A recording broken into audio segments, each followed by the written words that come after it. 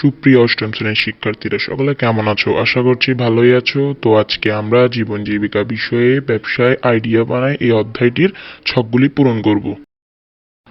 তো তোমরা এই যে রিডিংগুলি আছে এগুলি ভালোভাবে পড়ে নেবে। আমি পড়ছি না।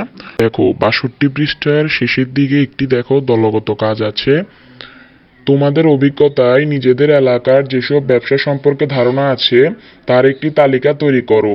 এইসব ব্যবসার ধরনগুলো কি কি? এখানে কি কিছু উৎপাদন করছে, নাকি পণ্য বিক্রি করছে, নাকি কোনো সেবা দিচ্ছে? ব্যবসাটির খুচরা ব্যবসা নাকি পাইকারি ব্যবসা?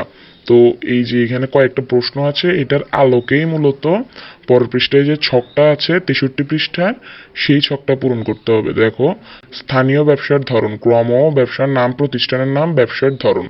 তো প্রথমটা একটা উদাহরণ আছে। প্রথমে দেখো মুদি দোকান, বাম পাশে বিভিন্ন নিত্য প্রয়োজনীয় দ্রব্য যেমন চাল, ডাল, লবণ, তেল, মশলা ইত্যাদি বিক্রয় করা হয়। আমাদের চ্যানেলটি সাবস্ক্রাইব করে না থাকো অবশ্যই সাবস্ক্রাইব করে দাও। তো এখানে উত্তরপত্র দেওয়া আছে, তোমরা উত্তরপত্রটি দেখে লিখে ফেলো। এবং আবারও অনুরোধ করছি যারা চ্যানেলটি সাবস্ক্রাইব করোনি অবশ্যই সাবস্ক্রাইব করে আমাদের চ্যানেলের পাশে থাকো।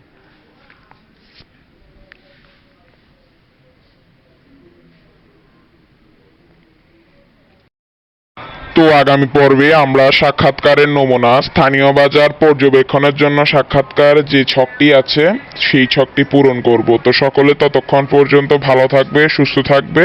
বিদায়।